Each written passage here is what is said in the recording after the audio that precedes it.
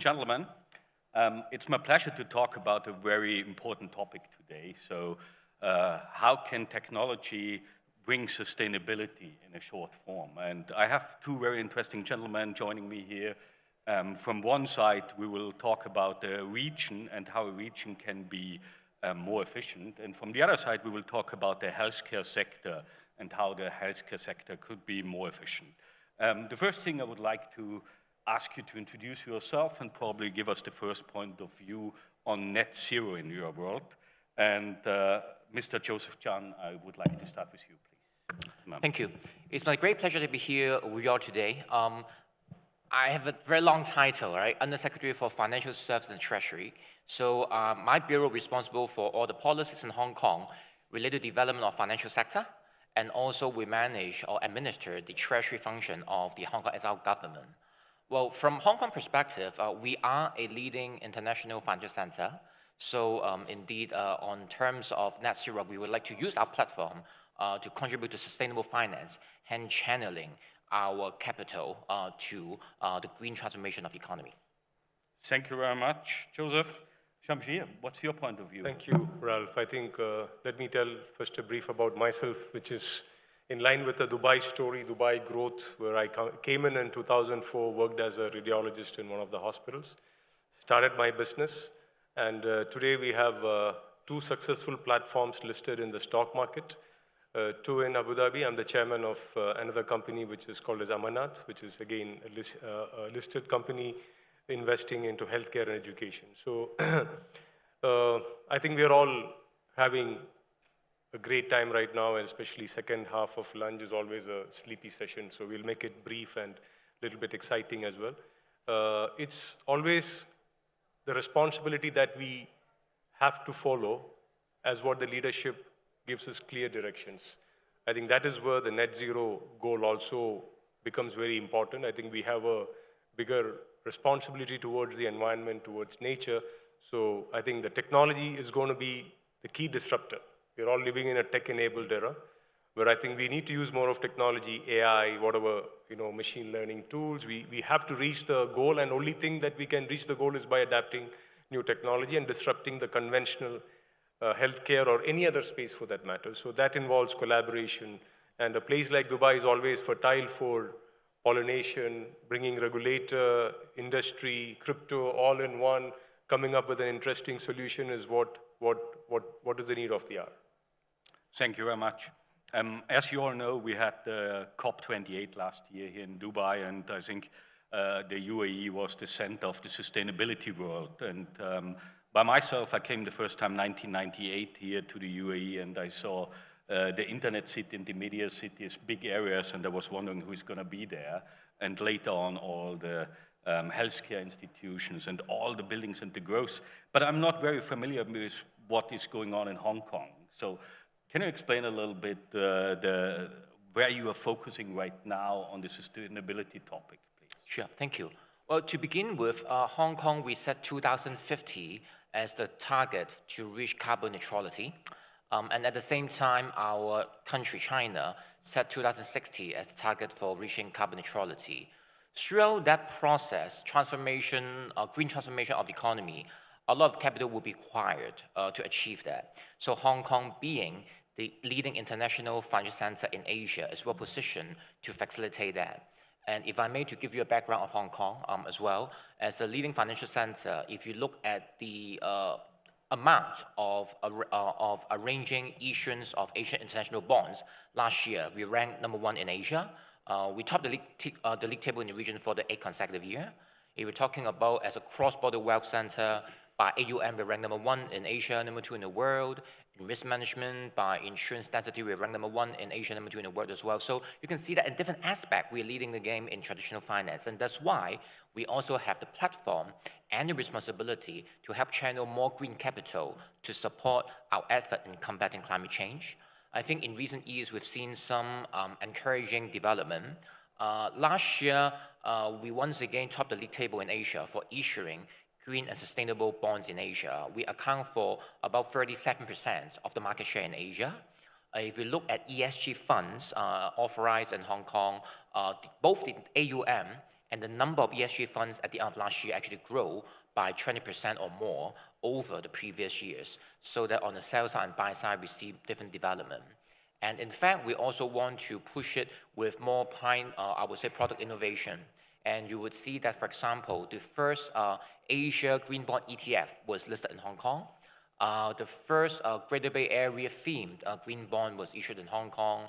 And also in Asia, the first green retail certificate of deposits was issued in Hong Kong as well.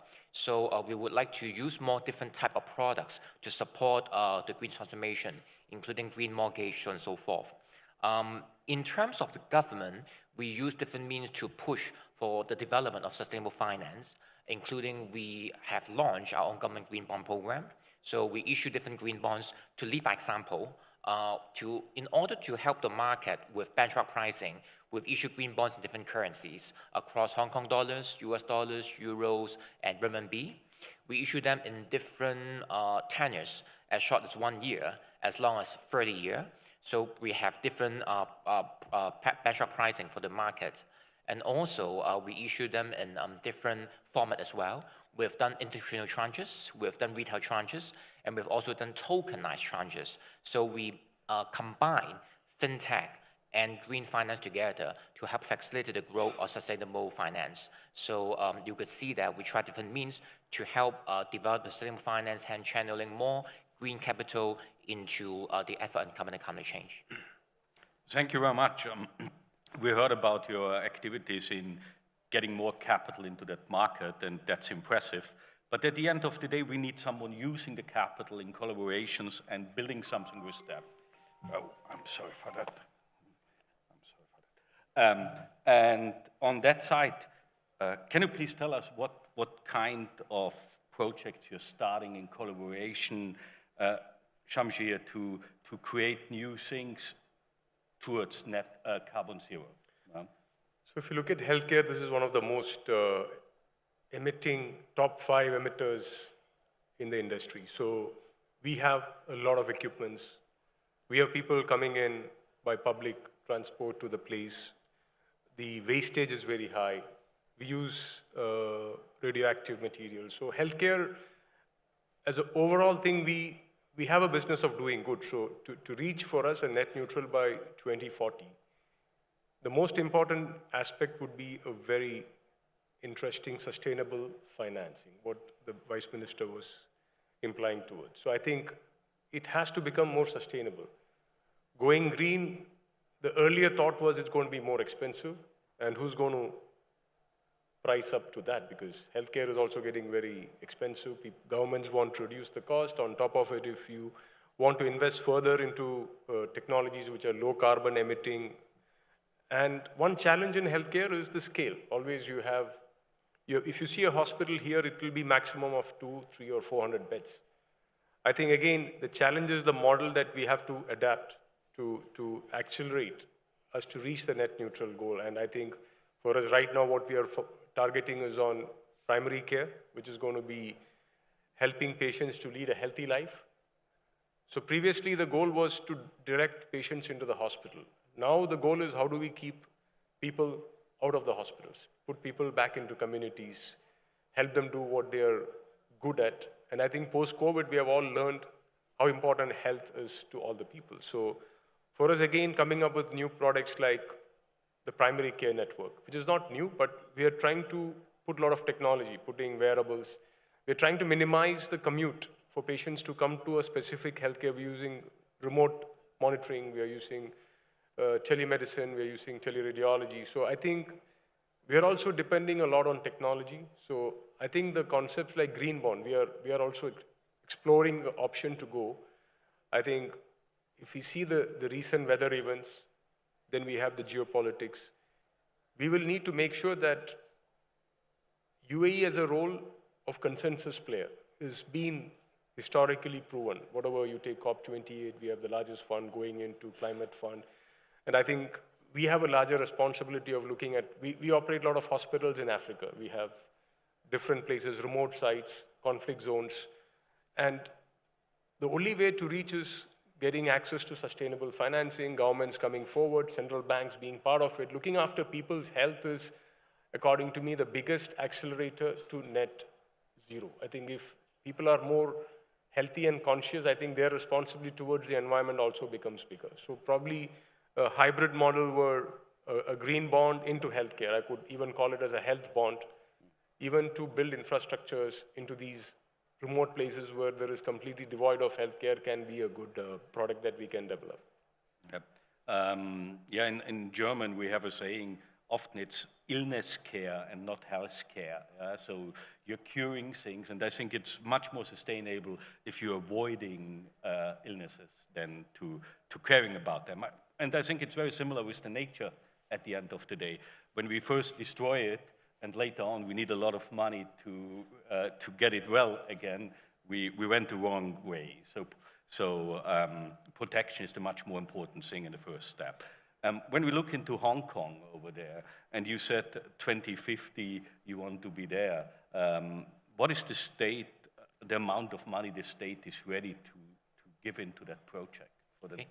Yes, good. Well, thank you. I think a couple of things, right? First of all, we actually set out a what we call a Hong Kong's Climate Action Plan 2050.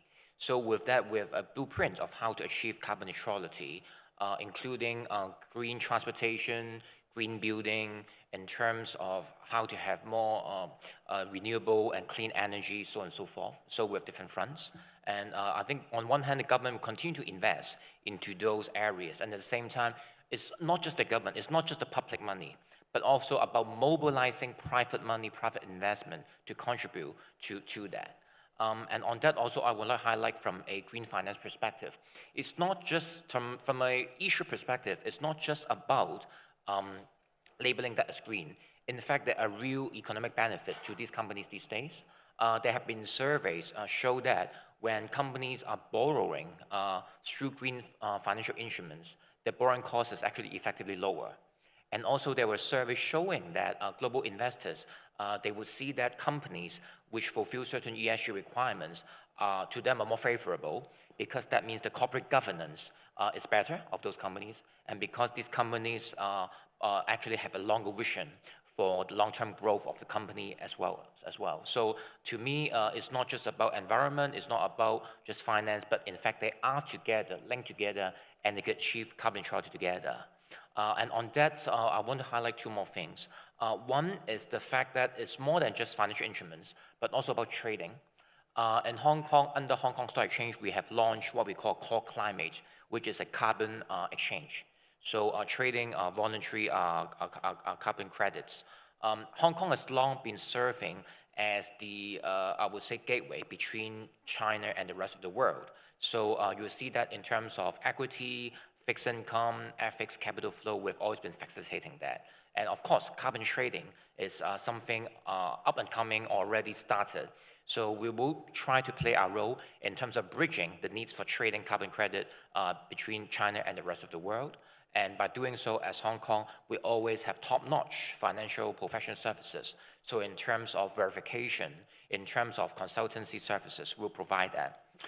The other thing I would also like to share is the fact that earlier on you heard me talking about combining fintech and green finance. It's more than just tokenization of bonds. There could be other applications or use case, such as how to use fintech for verification of certain funds or financial instruments that claim to meet some global standards, right? At the moment, we're grooming the green fintech sector in Hong Kong. So a couple of months ago, we launched a Hong Kong Green Fintech Map to show what kind of companies, what service and products to provide in Hong Kong in this ecosystem for local and global practitioners and potential stakeholders to make use of them. And secondly, within the first half of this year, we're going to launch a green fintech proof of concepts subsidy scheme, so that for certain green fintech projects that have not yet reached a commercialized status, we would give them some subsidies so that we encourage those development, and eventually they will be usable and commercialized to contribute to a sustainable future as well. Thank you very much. I think it's very interesting what you two gentlemen bring on stage, because we have an initiative, we call it the Green Block. So not only my jacket is green, also some stuff we're doing is green. And in the Green Block, we try to use Web3 technology for sustainability. And we combine AI and blockchain. AI we're using for projects to analyze the data and make smart decisions, for example, in treatments or something like that. And the blockchain we need to at the end of the day, run the process, yeah, to finance things, to have the provenance of things, of carbon credits, of products in the industry. So these two technologies, I believe, are very key for what we are doing and what we're trying to do in the future. When we now, you look probably a little bit deeper on the healthcare side, and you look into what you're planning to do to use technology to analyze diseases and treatments, what is the action at the moment? So as you said, we want to move from a reactionary to a proactive mode. We don't want to break and fix. We want to predict and prevent. So I think it's more forecasting, and that's the difference, right? If you compare industry like fintech, healthcare is very risk averse, because people's life are involved. And if you see a drug to approve, probably take 15 years. The only exception was COVID, where we have fast track approvals. But always the problem of the disruption in healthcare is taking beyond what it should have because of the hesitancy in taking risks. So I think a cross-pollination, let's say, call it a green health fintech fund, which gets into play for taking companies faster to net neutral goals. Because the problem is healthcare is a very siloed industry. If you take hospitals, within a hospital, you will have all systems which are very, very siloed. So I think the collaborative approach is something that we have to focus on. And the other issue is that we have huge inflationary pressures and the deficits are increasing. So I think governments across the world are trying to catch up. There is not enough that goes into investments into healthcare in terms of R&D, in terms of development. We always use products that are ready to go. We have not ventured out into phase 1 trials yet. So I think this is the time that we can disrupt the industry. This is the time that I think governments have realized that if you take Dubai, they always say that government should not be in business. It's the private sector that needs to grow. So even for us as an organization, if I take Burjeel, the next 5 years, our goal is to minimize hospital stays. We want to put people back into communities. We want to make it more, shut down facilities in the night and use assets for a specific purpose. So probably the next 5 years can have some disruptions coming in, but we need discussions like these happening, cross-industry, bringing in ideas from Hong Kong, and always, Hong Kong has been a leading market for many of these innovations, especially in the fintech space and a lot of other areas. So I think probably a better collaboration is what we need, and this is a beautiful country to do every sort of trial, right? You have people from all parts of the world living here, especially bringing in talent is very easy right now, because before I remember 5 years back to recruit a top-notch physician would have taken forever, but today we bring them, they come with a family, spend some time, they realize the safety, the kind of, leadership roles. This is very encouraging for us to become the center of the world to lead such changes. Yeah, I mean, you said it, bringing talent to the UAE is quite easy, probably the easiest place in the world right now because of the safety, the security, the infrastructure. When we look into Hong Kong, what is the growth of the city in the last 10 years? What have been the numbers over there? Do you have this present probably? How many people do we have at the moment, and how many do you have to handle? Well, at the moment, we have around 7.4 million people. That figure has been quite stable over the last few years. However, I think for the journey of sustainability, the entire Hong Kong is on it. So, for example, at the moment, we're pushing an initiative to reduce the use of plastic, right? So, for example, nowadays, if you go to a fast food shop, for example, then we won't use plastic forks or plastic knives, so on and so forth. And then, for example, over the last few years, we have been providing incentives for people to, when they buy new cars, then we have incentives to buy electric vehicle. And also we've subsidized people to install more electric vehicle chargers in different buildings as well. So it's just not one or two elements, but I think it's in different parts of your daily life. We try to inject that sense, but I think in general, population is embracing it. So we're encouraged by that. If I may also echo what you mentioned earlier on about tokenization and all that, as you might recall, right? Just now I mentioned we have the green and sustainable fintech proof of concept subsidy scheme. We have the prototype Hong Kong green fintech map. And what really made us stand out, I think back then, was back in 2023, in February, we were the very first government in the world that issued tokenized government green bond. And afterwards, after we did that, about half a year later, we published a report to share with the industry about the benefits and also the specs of that project, because we want to encourage more people to use tokenization for bond issuance and green bond issuance. So we show them our experience in how to use tokenization to manage the life cycle of bond issuance, redemption, interest payment, also the disclosure of the green financial, the green standards as well. For your record, for the government green bond issued by the Hong Kong SR government, we issue an annual report to show people how the process have been deployed on green projects to make it extremely transparent and how they meet the global standard that we set forth. So I think that's very important. And talking about people and population, if I may also highlight that one thing that is challenging on the road to sustainable finance is that we might not have enough talents on that. Because you look at the market today and the market a few years ago, we're talking about multiple times of scale. So it's difficult, we need to groom talents very quickly. So on one hand, we try to encourage more ESG experts from our location to come to Hong Kong. So we put ESG professionals on our talent list, so that for ESG professionals coming to Hong Kong, they would enjoy immigration facilitation.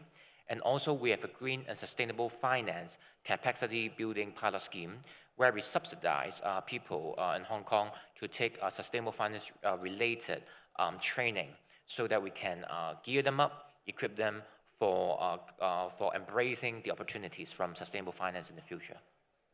Thank you very much. I think that's a high maturity you already reached in that area, and probably a stable population helps on that. When we look into the UAE, doubling all 10 years, visitors and population, I can imagine that's another challenge what we have here to grow the infrastructure.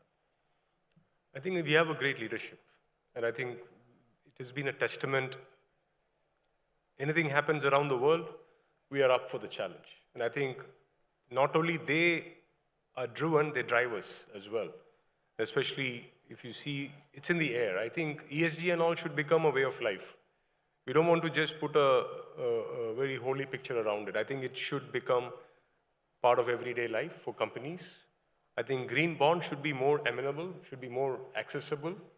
I think we need sustainable economy. We need people to look after themselves and the environment at the same time. So the best part about this Dubai and UAE is the leadership that has got a vision. And I think they move faster than any one of us in this room. So I think we are blessed to have that, plus doing things here without any interference. If we have a business, we are not told what to do on a daily basis. I think the sense of neutrality is what is driving as well. So probably to the best of what I know is to use the existing infrastructure and existing opportunities. There are lots of opportunities. If I could come here in 2004 and build what I've built, I think a lot of people with aspirations and hope, this is what we need, right? Opportunities. I think here there's plenty of them. It is easier to attract talent than what it used to be. We are going into that direction, so probably this is the time to talk more about Dubai. Great, great. Joseph, when we talk about opportunities in that market, what would be the most important thing for you if you summarize that for Hong Kong in the next 10 years? Okay, thank you. Well, it's actually all subsectors of financial sector, because On one hand, as I mentioned, we are a very strong capital market. Again, we top the league table for issuing or arranging Asia international bond issuance. But increasingly, more bonds have to have green elements, both because of the issuers' need and the investors' demand. If you look at our fund industry, right, as I mentioned earlier on, we're the #1 cross-border wealth center in Asia, but increasingly more funds have to have ESG element, if not ESG funds entirely. So we need to develop those.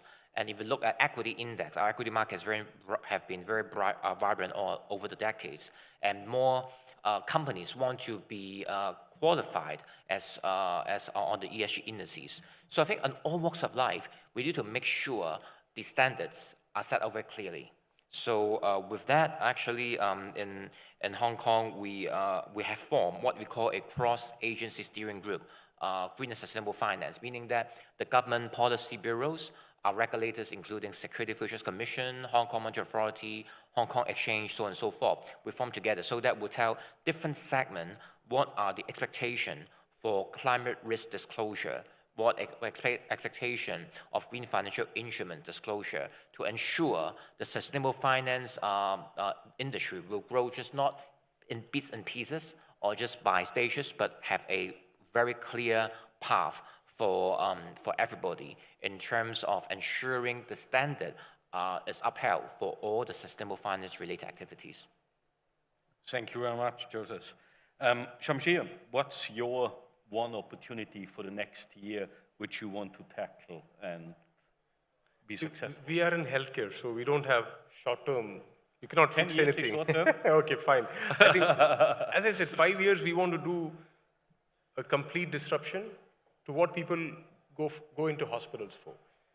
We don't want people walking into hospitals because of cold and, like you said, we don't want to be the sick care. We want to make sure people are taken out of the hospitals. People are put back into the communities, and to help them, we want to be the enablers. We want for companies, we have to mean something for everyone. For employers, we want to be making sure that we boost productivity.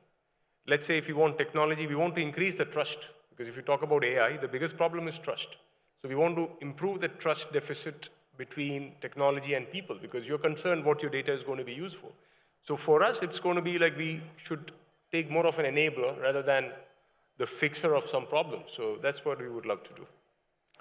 Great. I would like to close this session with one sentence in that case. So if we are going to be more efficient in the future, we will be also more sustainable. Yeah. And I think that's a good target. So it's not an investment, it's a positive return. Thank you very much, gentlemen. Thank you.